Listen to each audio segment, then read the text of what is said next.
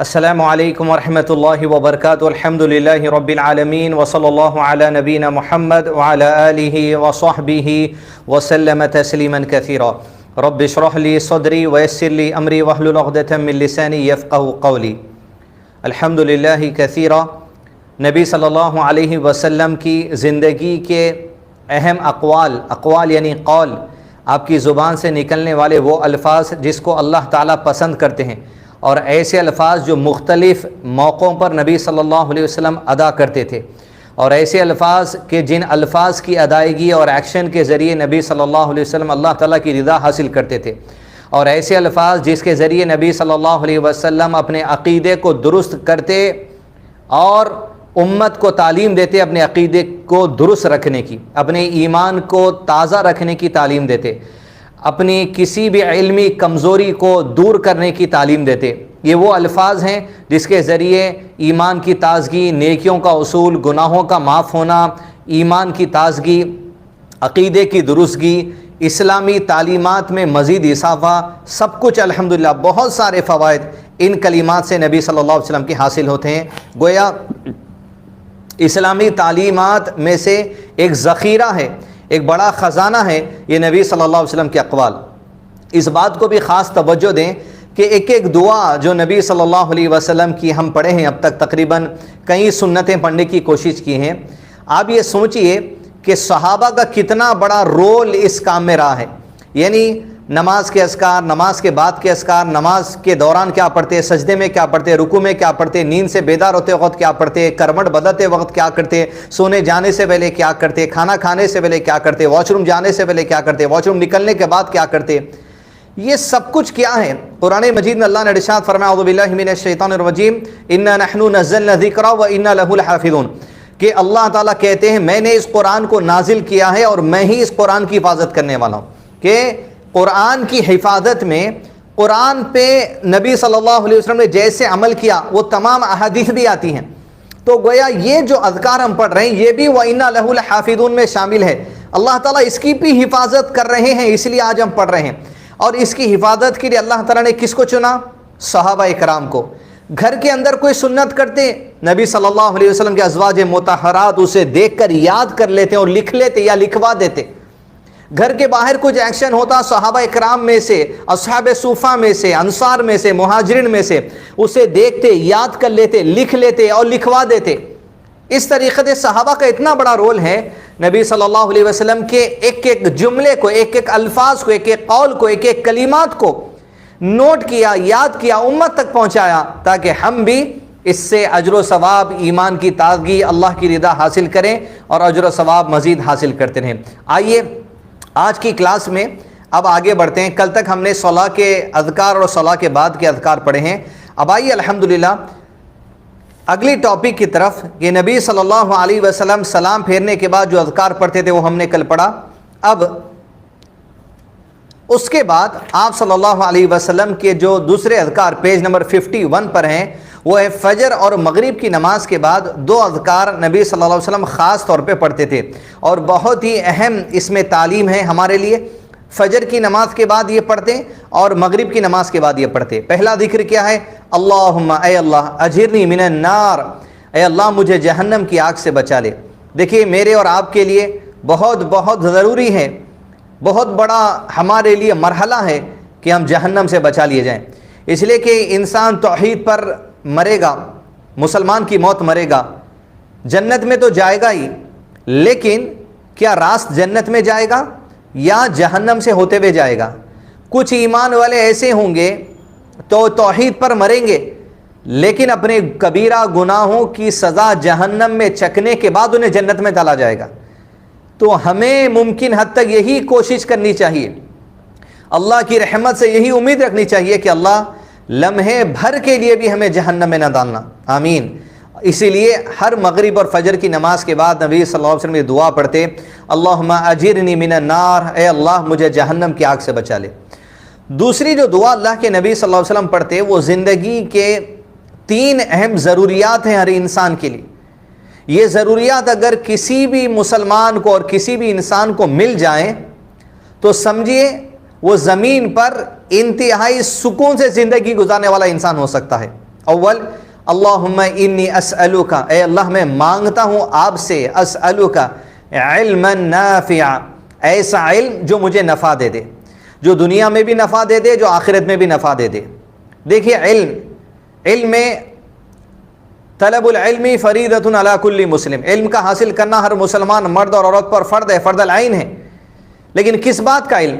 سب سے پہلے اللہ تعالیٰ کی ذات اور اس کی صفات کا علم حاصل کرنا ہم پر فرض العین ہے، لازم ہے۔ دوسرا، نبی صلی اللہ علیہ وسلم کی زندگی کے بارے میں علم حاصل کرنا ہم پر لازم ہے۔ تیسرا، اسلام کی تعلیمات کے بارے میں علم حاصل کرنا ہم پر لازم ہے۔ اس اعتبار سے اسے اصول الثلاثہ کہا گیا، the three principles of knowledge۔ قبر کے یہی 3 سوال ہیں، من ربک، تمہارا رب کون ہے؟ صرف لفظ اللہ بولیں گے تو کیا ہو جائے گا؟ جب تک اللہ تعالیٰ کی ذات اور صفات پڑھیں گے نہیں، سمجھیں نہیں گے، اللہ تعالیٰ کو کیسے پہچانیں گے؟ من نبیک، تمہارے نبی کون ہے؟ ان کی زندگی نہیں پڑھیں گے، ان کی سنتیں نہیں پڑھیں گے، ان کے کلمات جو پڑھتے تھے، ان کی قولی احادیث، اذکار اور دعائیں جب تک نہیں سمجھیں گے، نبی کو کیسے پہچانیں گے؟ ما دینک، تمہارا دین کیا ہے؟ صبح و شام اٹھنے بیٹھنے، حلال کھانا پینا، چلنا پھرنا، شادی ولیمہ، نکاح، دوستی دشمنی، میدان اور کھیلنا کودنا، سیاست، دوستی دشمنی، جنگ، تمام چیزیں جو اسلام کی تعلیمات تمہیں سکھائی جاتی ہے، سیکھیں گے نہیں جب تک قرآن و سنت پڑھیں گے نہیں علماء کرام سے، ما دینک کا جواب کیسے دے سکیں گے؟ یہ 3 چیزیں بیس ہیں ہمارے لیے۔ اب اس کے علاوہ جو دنیا کی پڑھائی ہم کہتے ہیں عام طور پہ، اس میں غلط فہمی کو دور کر لیں۔ Chemistry, medical science, physical science, chemical science, medical science, physical science, geography, biology, botany, zoology, oceanology, astronomy, سبحان اللہ، یہ جو سبجیکٹس ہم پڑھتے ہیں، غلط فہمی ہماری یہ ہے کہ ہم اسے دنیا کی تعلیم سمجھتے ہیں۔ ہر سبجیکٹ کا علم اللہ تعالیٰ کا ہے۔ اگر میں آپ سے سوال کروں کہ بھئی آسمان کو کس نے پیدا کیا، جھاڑ کو کس نے پیدا کیا، پہاڑوں کو کس نے پیدا کیا، پانی کو کس نے پیدا کیا، آگ کو کس نے پیدا کیا، کیا کہیں گے آپ؟ اللہ نے۔ جب جھاڑ کو پیدا کرنے والے اللہ تعالیٰ ہے تو جھاڑ کی جو سائنس ہے اس کی نالج پیدا کرنے والے کوئی روی شنکر، کوئی جان، کوئی لینا ٹینا کیسے ہو سکتے ہیں؟ جب جھاڑ کی تخلیق اللہ نے کی تو باٹنی سبجیکٹ میں جو نالج، جو ایجوکیشن ہے، وہ انسان کیسے دے سکتا ہے؟ انسان کی تخلیق اللہ نے کی، ہم مانتے ہیں۔ ایمبریولوجی سبجیکٹ کی تخلیق پہ لینا ٹینا جو سو فلاں فلاں آدمی، جان فلاں، کیسے جو سو دنیا کا آدمی دے سکتا ہے؟ تو اللہ نے جب تخلیق کی ہے، اپنی تخلیق کو سمجھنے کے لیے جو نالج ہے وہ بھی اللہ تعالیٰ نے دی ہے۔ انسان کو عقل دی، انسان کو اختیار دیا، انسان کو ول دیا، انسان کو ایبلٹی دیا، وہ ریسرچ کرتا ہے۔ انسان کی ول اور ایبلٹی بنانے والا کون ہے؟ اللہ تعالیٰ۔ اس ول اور ایبلٹی کا استعمال کرتے ہوئے انسان ریسرچ کرتا ہے، نالج حاصل کرتا ہے، اور نالج اللہ تعالیٰ دیتے ہیں۔ کیا دنیا کو تمام چیزوں کی نالج ہے؟ اگر تمام چیزوں کی نالج دنیا کو ہوتی تو آج کورونا وائرس کی دوا بن لی جاتی۔ ابھی تک کورونا وائرس کی صرف ویکسین بنی، وہ بھی ویکسینیشن میں جو سو کئی ویکسینیشن ایسے جس کا 100% رزلٹ نہیں ملتا لوگوں کو، اس لیے کہ اللہ کی طرف سے وہ علم انسانوں کے لیے کھولا نہیں گیا۔ اللہ تعالیٰ جب چاہے گا وہ علم کھولے گا، دوا بنے گی۔ اس لیے کہ نبی صلی اللہ علیہ وسلم نے ارشاد فرمایا، اللہ نے جتنی بیماریوں کو نازل کیا ہے اتنی ان کی دوا بھی نازل کیا ہے۔ بیماری کی نالج بھی اللہ تعالیٰ دیتا ہے انسانوں کو۔ کم سے کم کووڈ-19 ہے، لوگوں نے اس بات کا تو ریسرچ کر لیا، لیکن اس کی دوا وہ اللہ عز و جل کی طرف سے آئے گی۔ تو نالج اللہ کے بارے میں، نبی صلی اللہ علیہ وسلم کے بارے میں، اللہ کے دین کے بارے میں، سارے سبجیکٹس کی نالج وہ بھی اللہ ہی کی ہے، اپنے بندوں میں سے جسے چاہتا دیتا۔ کفار کو بھی نالج دیتا ہے اللہ تعالیٰ، مسلمانوں کو بھی نالج دیتا ہے۔ رچرڈ برانسن ورجن ایئرلائنس کے چیئرمین اگر آسمان پر چلے گئے تو کیا ان کا علم ہے؟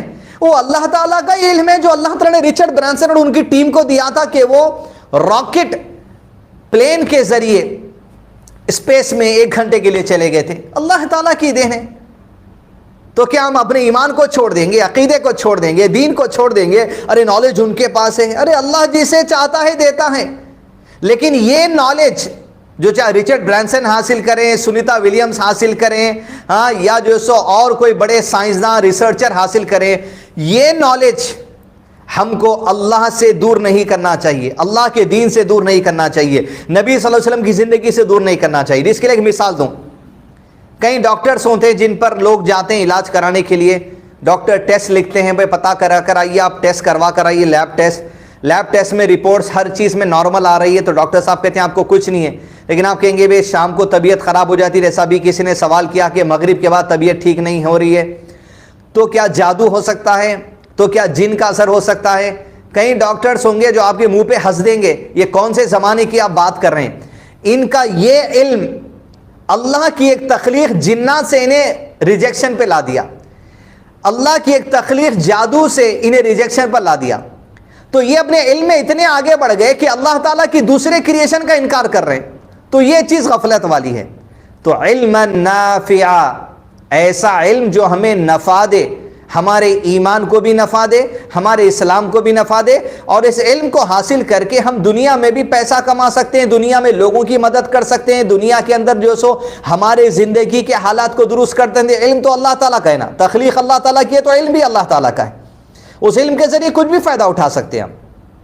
اللہم انی اسألک علما نافعا ورزقا طیبا، انسان کے لیے علم ضروری ہے، اور رزقا طیبا، اچھی روزی، وقت پہ کھانا مل جانا، پینا مل جانا، جو اس کی ضروریات ہے وہ ضروریات اسے مل جانا، رزقا طیبا، اور پھر وعملا متقبلا، ایسا عمل ہو جو کنٹینیوس ہو، جس کو اللہ قبول کر لے۔ اور اللہ تعالیٰ کون سے عمل کو قبول کر لیں گے؟ دو شرط ہیں، اول وہ عمل اللہ تعالیٰ قبول کریں گے جو اخلاص پر کیا جائے، خالص اللہ کے لیے کیا جائے، اس میں دکھاوا نہ ہو، خالص اللہ کے لیے کیا جائے، اللہ کے دین کے مطابق کیا جائے۔ اور وہ دوسری شرط کیا ہے عمل کی قبولیت کی؟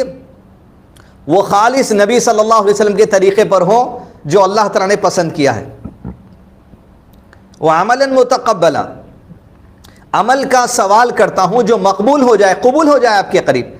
کون سا عمل قبول ہوگا؟ جو اللہ کے لیے کیا جائے، اللہ کے بتائے ہوئے طریقے پر کیا جائے، اور جو نبی صلی اللہ علیہ وسلم کے طریقے پر کیا جائے، خالص۔ یہ اہم دعا ہے جو زندگی کے تین اہم اصول ہمیں بتاتے ہیں۔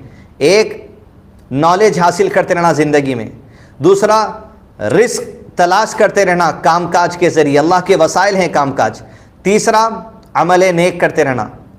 رزق حاصل کرنا بھی یہ عمل نیک ہے، علم حاصل کرنا یہ عمل نیک ہے، آپ حلال کماتے ہیں یہ بھی عمل نیک ہے، آپ علم حاصل کرتے ہیں یہ بھی عمل نیک ہے۔ اس کے علاوہ جو بھی عمل کرتے ہیں آپ، متقبلہ، واش روم میں جاتے ہیں، واش روم سے نکلتے ہیں، متقبلہ، نبی صلی اللہ علیہ وسلم کی سنت پہ کھڑے، آپ کا وہ آنا جانا قبول ہو جائے گا۔ کھانا کھانے کا طریقہ، پانی پینے کا طریقہ، دودھ پینے کا طریقہ، کپڑے پہننے کا طریقہ، سجدے کا طریقہ، رکوع کا طریقہ، نماز کا طریقہ، تشہد کا طریقہ، کروٹ لینے کا طریقہ، نیند سے اٹھنے کے بعد کا طریقہ، نیند میں جانے سے پہلے کا طریقہ، متقبلہ، عمل ایسا ہو جو اللہ مقبول ہو جائے، تو نبی صلی اللہ علیہ وسلم کی سنت پر عمل کرنا پڑے گا اس کے لیے۔ یہ مغرب اور فجر کے بعد نبی صلی اللہ علیہ وسلم ایک بار پڑھنے کی تعلیم دی ہے۔ پہلا، اللہم اجرنی من النار، یہ ضرورت ہے ہماری۔ دوسرا، اللہم انی اسألک علما نافعا ورزقا طیبا وعملا متقبلا۔ دونوں دعاؤں کا ریلیشن ہے، علم صحیح ہوگا، رزق اگر صحیح طریقے سے حاصل کرو گے، حلال طریقے سے، اور عمل صحیح کرو گے، اللہم اجرنی من النار، اللہ تعالیٰ جہنم سے بچانے کا وعدہ بھی کرتا ہے تمہارے لیے۔ اگلی سنت ہے جو ہم پڑھیں گے وہ قنوت وتر کی دعا ہے۔ وتر کہتے ہیں آڈ کو، 1 3 5 7 9، اسے وتر کہا جاتا ہے۔ اس لیے وتر کی جو نماز ہے وہ آپ ایک بھی پڑھ سکتے ہیں، پھر 3 بھی پڑھ سکتے ہیں مگر ایک ہی سلام کے ساتھ، ایک ہی تشہد کے ساتھ، 5 بھی پڑھ سکتے، ایک ہی تشہد ایک ہی سلام کے ساتھ، ایک ہی سلام مطلب ایک ہی تشہد اور 2 سلام کے ساتھ، 7 بھی پڑھ سکتے لیکن ایک ہی تشہد کے ساتھ، بیک ٹو بیک پڑھیں گے، تشہد نہیں کریں گے 2 رکعت کے بعد، 7 رکعت میں ہی تشہد کر کے 2 سلام پڑھیں گے۔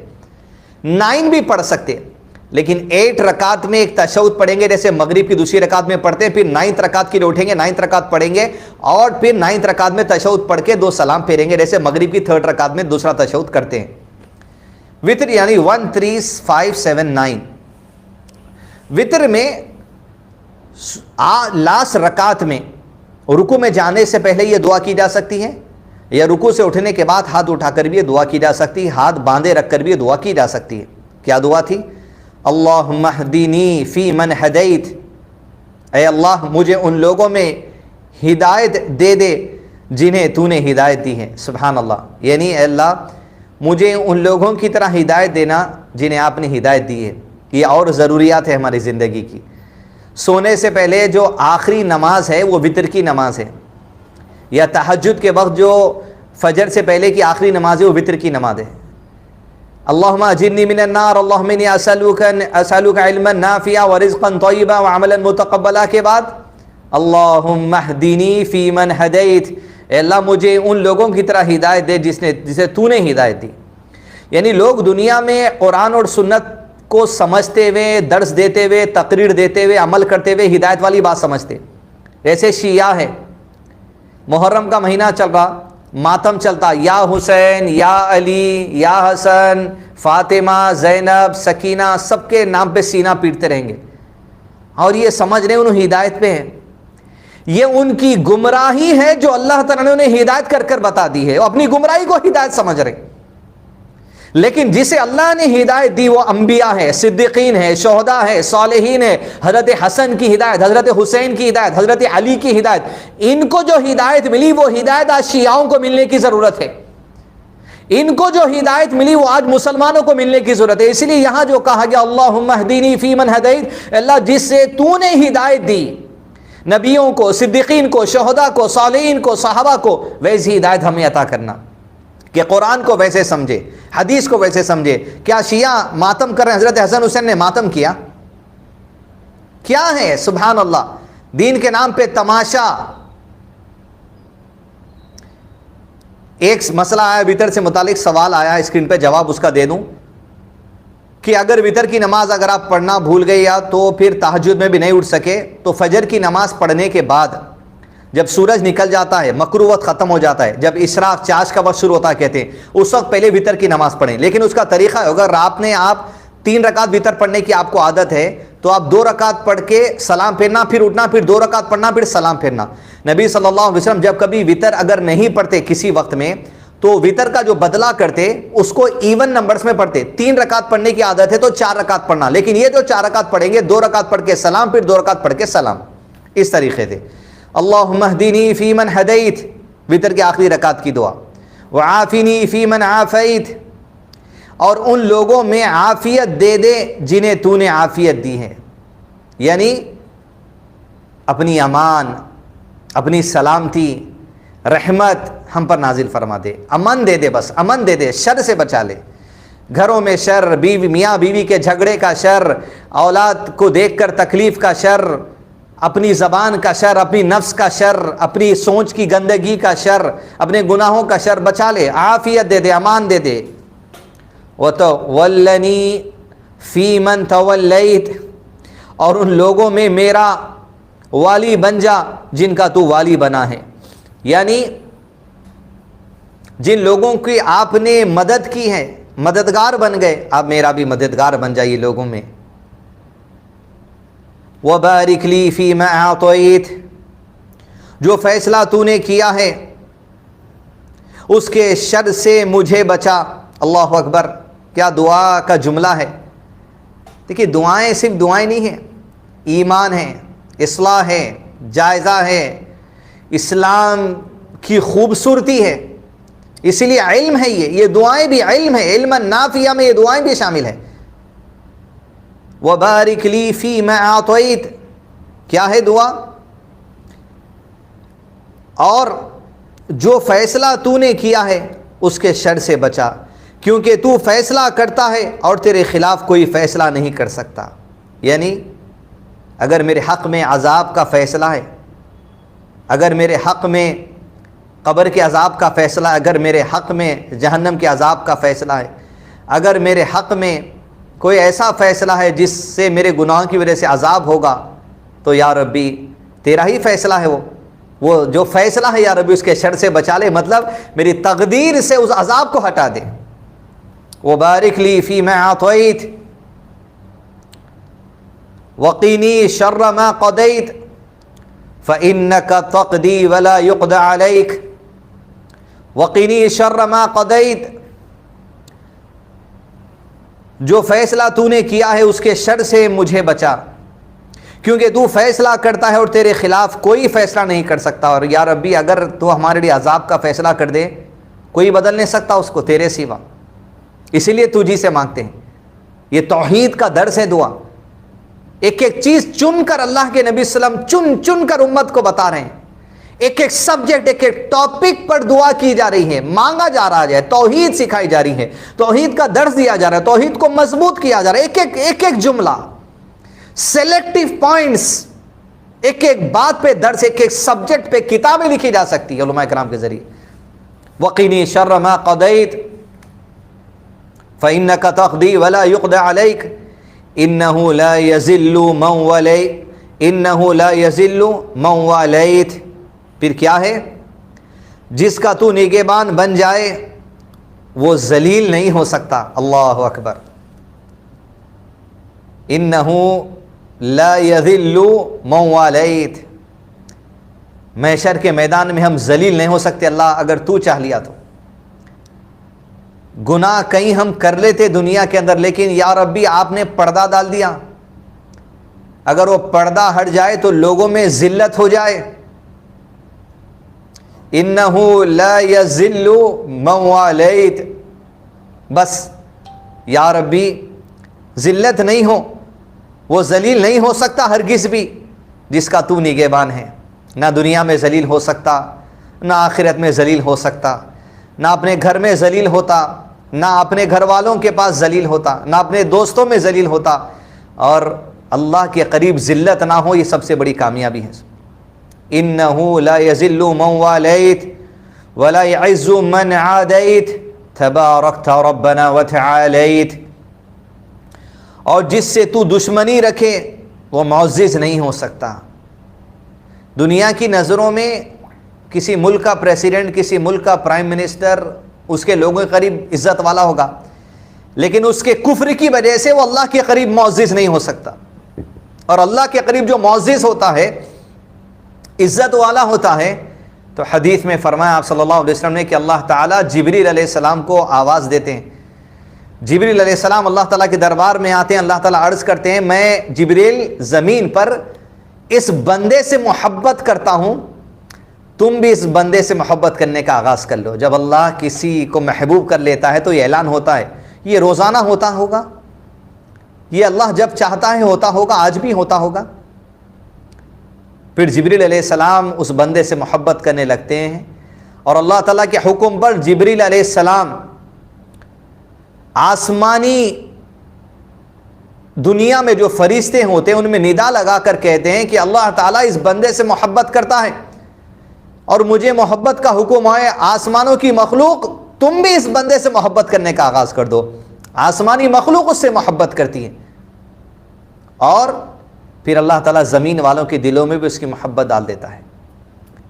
کوئی ایک شخص ہے جو ہم بتا سکتے ہیں ایسا ہو، زبان پہ ایک ہی نام آنا چاہیے، محمد رسول اللہ صلی اللہ علیہ وسلم. اپنے دل میں کیا ان کی محبت نہیں ہے؟ کتنے معزز ہیں اللہ کے نبی صلی اللہ علیہ وسلم اللہ کے قریب.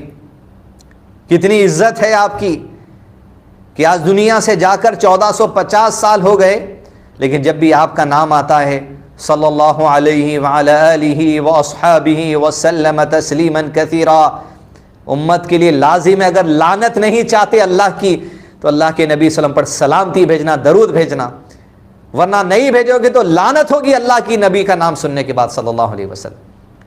یہ عزت اور تعظیم ہے اللہ کے نبی صلی اللہ علیہ وسلم کی. آسمان والے جبریل علیہ السلام جس سے محبت کرتے ہیں، آسمانوں کے فرشتے جس سے محبت کرتے ہیں، اللہ تعالیٰ جس سے محبت کرتا ہے، زمین والے جس سے محبت کرتے ہیں، وہ کون ہیں؟ محمد رسول اللہ صلی اللہ علیہ وسلم. صحابہ کرام، حدیث دوستو، یہ ایک نام تو زبان پہ ہونا چاہیے. چیلنج کے ساتھ بتا سکتے کوئی ایک آدمی ہے تو یقیناً ہے، قیامت تک رہیں گے.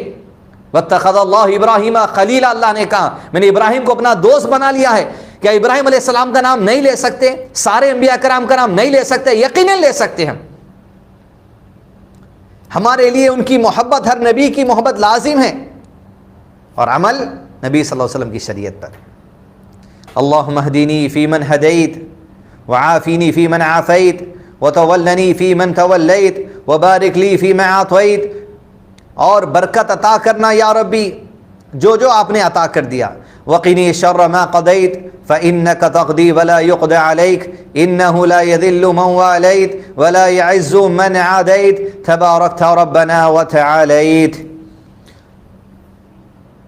تو بابرکت ہے اے ہمارے رب اور بلند ہے۔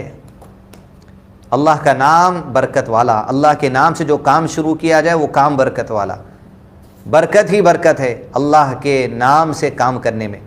اس لیے جب علامہ شیخ عثیمین رحمہ اللہ نے کہا جب بسم اللہ کے اگر کام کیا جاتا ہے تو ہم اللہ سے مدد مانگ رہے ہیں اس کام میں برکت کے لیے، فائدے کے لیے، نقصان نہیں ہونے کے لیے، سب کچھ اللہ عز و جل کی طرف سے۔ تو عزیز دوستو، اس کے علاوہ وتر میں پڑھنے کی اور بھی دعائیں ہیں، جب آپ کو نوٹس شیئر کیے جائیں گے اس میں آپ الحمدللہ پڑھ سکتے ہیں۔ اب وتر کی نماز سے جب ہم سلام پھیریں گے السلام علیکم ورحمۃ اللہ، السلام علیکم ورحمۃ اللہ، اس وقت نبی صلی اللہ علیہ وسلم ایک ذکر پڑھتے تھے سلام پھیرتے ہی فوری، وہ ذکر وتر کی نماز کے بعد پڑھنا چاہیے۔ سبحان الملک القدوس، پاک ہے میرا رب بادشاہ نہایت مقدس، مقدس اللہ سے مقدس کوئی نہیں۔ سبحان الملک القدوس، پاک ہے میرا رب، یہ دعا 3 مرتبہ پڑھنی چاہیے۔ سبحان الملک القدوس، سبحان الملک القدوس، سبحان الملک القدوس۔ آپ صلی اللہ علیہ وسلم 3 مرتبہ یہ کلمات کہتے، تیسری مرتبہ بلند آواز سے کہتے تو انہیں لمبا کرتے پھر کہتے رب الملائکۃ والروح، فرشتوں اور روح یعنی جبریل علیہ السلام کے رب اللہ۔ یہ دعا اللہ کے نبی صلی اللہ علیہ وسلم پڑھتے تھے، کب؟ سلام پھیرنے کے بعد 3 مرتبہ کیا پڑھیں گے؟ سبحان الملک القدوس، سبحان الملک القدوس، سبحان الملک القدوس، پھر اونچی آواز میں رب الملائکۃ والروح۔ اللہ کا ذکر آہستہ سے کیا جاتا ہے، لیکن یہ جو ذکر ہے تھوڑا بلند آواز میں، اے فرشتوں اور جبریل کے رب، 3 مرتبہ کہا پاک ہے میرا رب، ذات پاک ہے، صفات پاک ہے، کوئی تیرے مقابلے کا نہیں، کوئی دنیا میں معبود نہیں سوائے تیرے، بس بادشاہ نہایت مقدس، سبحان اللہ، الملک بادشاہ حقیقی، دنیا کے اندر جو بادشاہ ہے وہ اللہ تعالیٰ عطا کیا، حقیقی ملکیت کائنات اگر کسی کی ہے تو اللہ عز و جل کی، اس لیے حقیقی بادشاہ الملک اللہ تعالیٰ ہے۔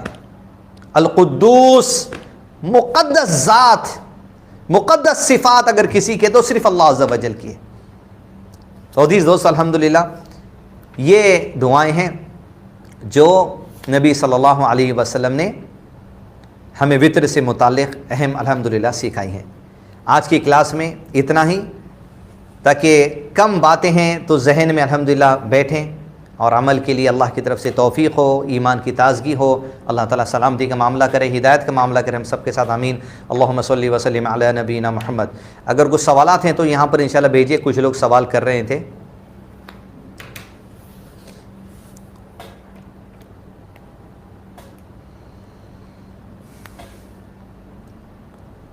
کسی نے سوال کیا تھا کلاس کے سٹارٹنگ میں کہ جادو وغیرہ کے علاج کے لیے شریعت سے ہٹ کے کوئی طریقہ اپنا سکتے؟ حرام ہے، شرک ہے، کفر ہے، جو شریعت سے طریقے ہیں ان طریقوں کو اپنائیں۔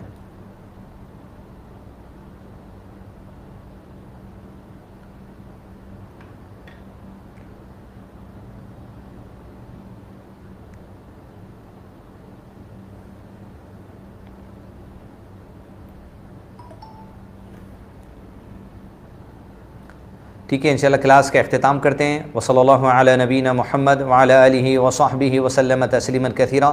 اگر کوشچنس ہے جو یہاں ٹائپ نہیں کر رہے ہیں تو واٹس ایپ پر کر سکتے ہیں، صرف واٹس ایپ پر 9849758154، یہ واٹس ایپ پر آپ کر سکتے ہیں۔ السلام علیکم ورحمۃ اللہ وبرکاتہ۔